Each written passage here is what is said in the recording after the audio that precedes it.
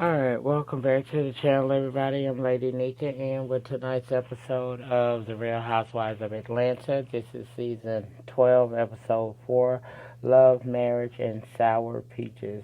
This will not be a point-by-point episode review because I'm not feeling really well today, but I wanted to get the review out to you guys so that you didn't have to wait. For those of you who enjoy my commentary on it, you would have had to wait till tomorrow evening to get it because I have to work in the morning. So I stayed up and I watched it. Also, over on my backup channel, I have totally forgotten about Ambitions this week.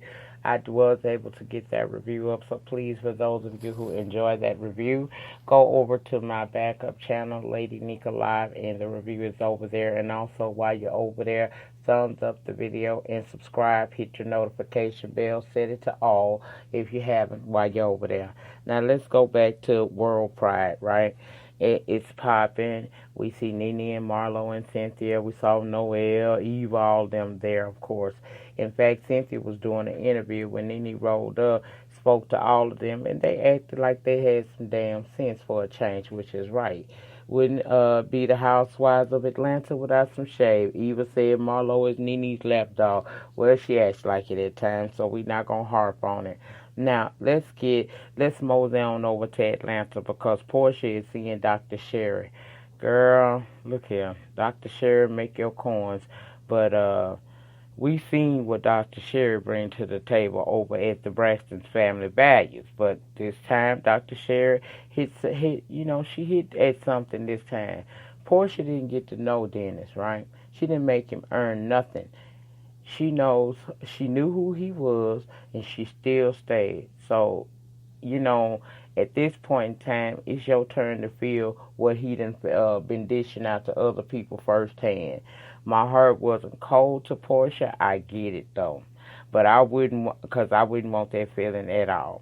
Dr. Sherry explained if she is to forgive, it will not be for PJ, it should be for herself. So you can move on and clearly see ain't no doors.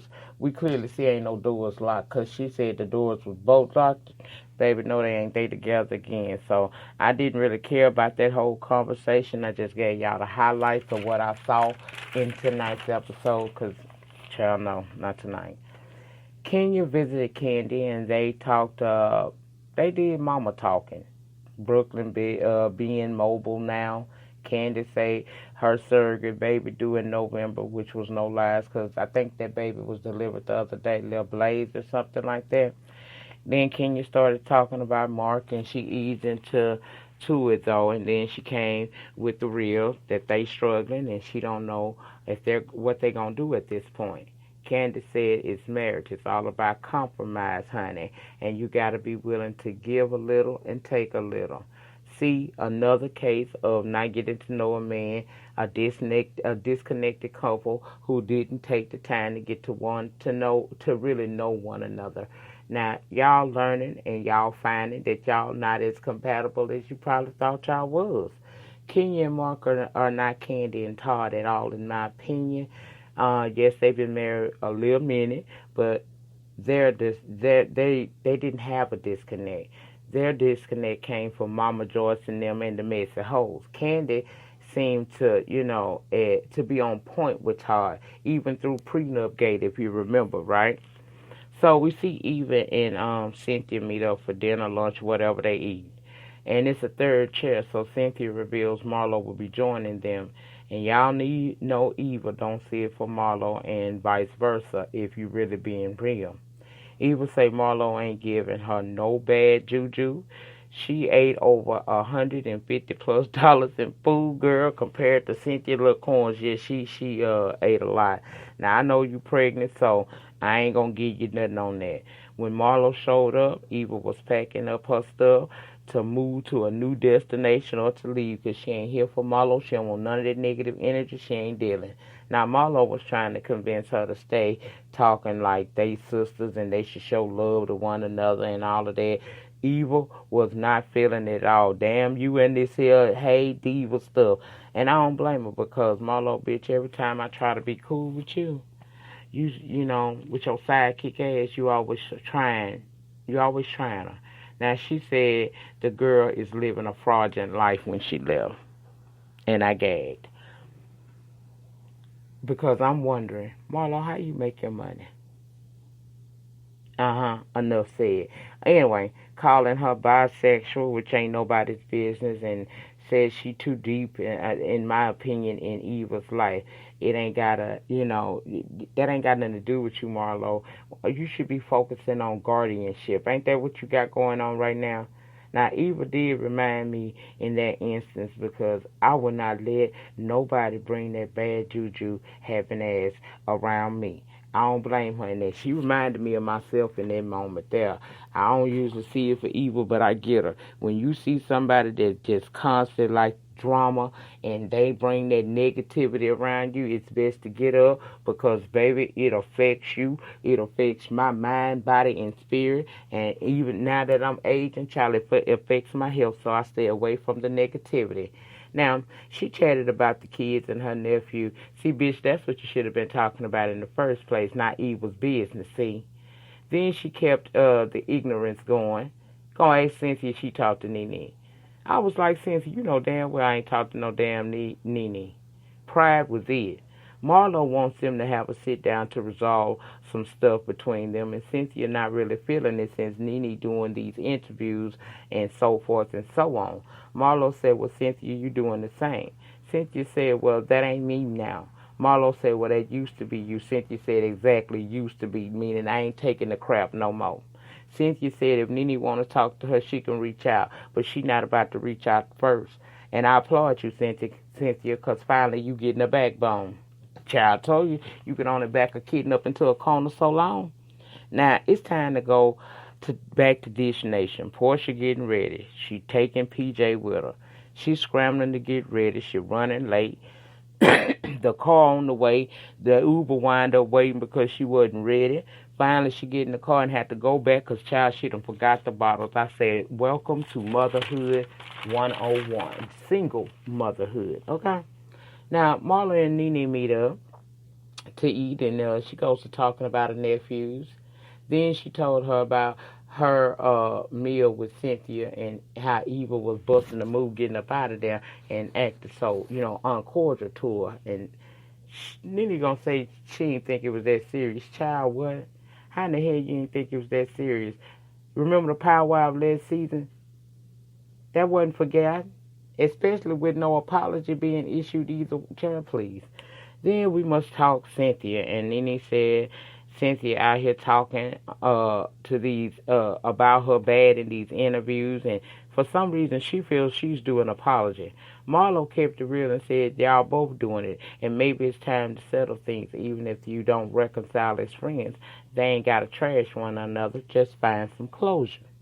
Now, according to Nene, it's deep and personal with Cynthia. She even tried to show some emotion, but it failed. Not a teardrop, child. I said, girl, child, she wasn't feeling the idea of apologizing to Cynthia either. She told Marlo mind her business and basically got up and left. And see, Nene is not one to she ain't one to accept no constructive criticism. She want people that kiss her ass to be around her, okay? So, there it is.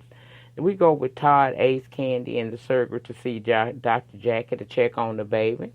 We see the ultrasound, and that was just a cute little moment. Ace couldn't wait to see his little sister Blaze. So now I guess Ace is the one that named the little sister because that's her name, Blaze.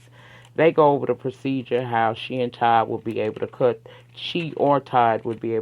the cord, and how they're going to undress so that the baby can make skin-to-skin contact and bond with the parents, right?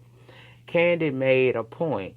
This got to be how the men feel as the woman goes through a hell trying to be pregnant and then giving birth. I said, Now, while they having a real sweet moment amongst them, child, she get a text from Kenya saying she very upset and asked Kandi to come over.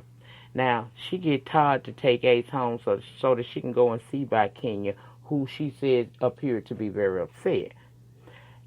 Now, before Kandi can get over there, we go to a scene of Porsha, Lauren, and some chick that was outside with PJ. We talking about how her first day at work went well. She was concerned since her and Dennis' situation been all out there in the news that it would come up because they do gossip, but it didn't. And everybody enjoyed having PJ there. She spoke of getting a nanny. Now, she done had some misses with them nannies before. She done tried it. But she thinks that if she gets one, it will lessen her contact with Dennis, because the nanny could be the go-between, and it'll also allow her time away to heal, okay? Now, Kandi make it to Kenya house, and child, by the way they talking, you would have never thought nothing was wrong with Kenya. She talking about breast reduction and how she still got milk in her breast, she can't get it. Then we learned her and Mark haven't been being intimate. It stopped around the time she was about 6 or 7 months, or at least she noticed that he wasn't touching her no more, and thought maybe it was because she was so big and it got a little uncomfortable. Now, Kandi identified with that, said it got a little less for her too at the end of her pregnancy because she got so big. But once Ace was born, it was back home. That's when we learned Twirl went on the anniversary trip by herself because Mark got mad that the nanny was going to accompany them. Now, how they supposed to reconnect if the baby needs attention and they ain't got no help there? Kandi says she liked Mark, but it doesn't sound like he's putting effort into fixing the disconnect that lies between him and his wife. And this is where you get to see that I don't have a problem telling it like it T.I. is. Now, I am Team Twirl all day long. But this kind of confusing to me because Twirl, girl, the man has appeared to have checked out by what you saying. He done checked out on you.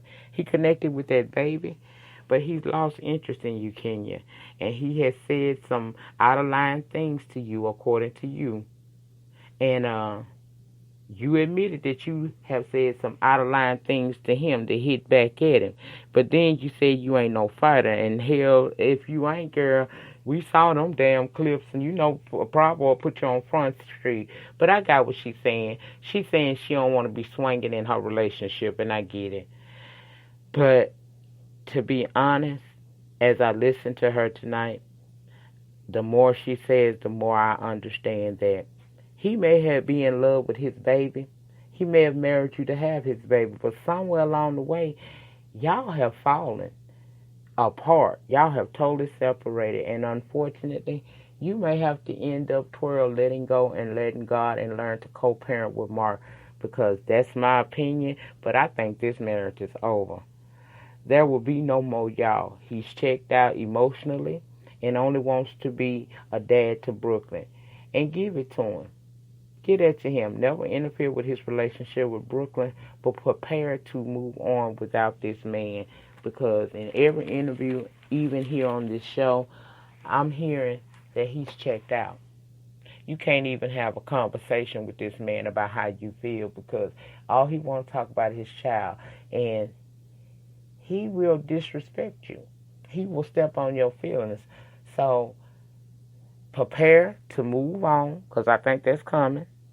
Because even today, even though this was filmed months ago, even today in recent interviews, you're saying that this man's not making no effort. So understand that you didn't get to know this man well enough, and for whatever reasons, y'all got married, got a baby, and now he just wants to be a father. He's not into you anymore, and that's okay. It hurt, but it's true. But at least you can walk away saying that you got your baby out of that. She was made out of love. Even if some kind of way y'all have found a disconnect that y'all can't reconnect the dots, you got your baby out of this. You ain't got to go through life now by yourself. And that's what you need to focus. All that love you want to get him, funnel that into your baby. Because he is gone mentally. And no, when a man check out mentally, it ain't nothing you can do about it. Just like when a woman's fed up, okay? That's it. That's all. That was tonight's episode of The Real Housewives of Atlanta, the quick review. If I left anything out that you feel that is pertinent, drop it down in the panel section below. The conversation can continue down there. I'll be down there tomorrow throughout the day. As always, the death of my struggle, the death of your struggle, will determine the height of your success. In the meantime, in between time, make sure you rate the video on your way out. Give me a thumbs up. it gets me recognized on the YT streets. Comment down below. Let me know what you thought about tonight's episode and what are your thoughts and opinions on Mark and Kenya's situation based off what she's given us, okay? If you have not subscribed to this channel or my backup channel, please subscribe to the channels today. All that information for the second channel will be down in the description box below the title. Subscribe to both channels. Tap your notification. Set it to all so that each and every time I go live or drop a pre-recorded video from this channel, you will be notified and you can come over and join in the conversation. You guys have a great remainder to your Sunday, a great start to your work week. Happy holidays. I will be back in probably one more time before the holidays if it's possible. Hopefully I'll feel up to it. And if I do, child, I'll be down and through to talk with you all. Have a great night. Start your week off positive, honey. Peace.